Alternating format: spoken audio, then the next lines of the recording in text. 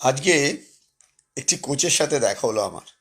সেই কোচ দুঃখ করে আমাকে বললেন, মৃণাল জানো তো, প্রত্যেকটা প্লেয়ার যখন তাকে কেউ চেনে না তখন তাকে ধরে তৈরি করি, আর যখনই তৈরি হয়ে যায় তখন আর চিনতে পারে না।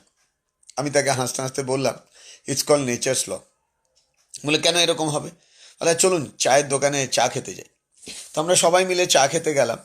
আমরা সবাই মিলে এরকম একটা ভাঁড়ের মধ্যে চা নিলাম। চা খাওয়ার পর আমি দেখলাম উনি একটা ডাস্টবিনের মধ্যে চায়ের কাপটা ফেলে দিলেন।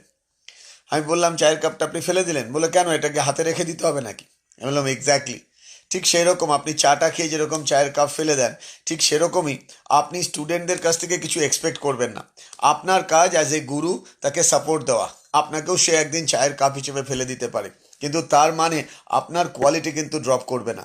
যখন তার চায়ের দরকার ছিল সে কাপটাকে এরকমভাবে ধরেছিল, এরকমভাবে ধরেছিল, কিন্তু যে মোমেন্টে চাটা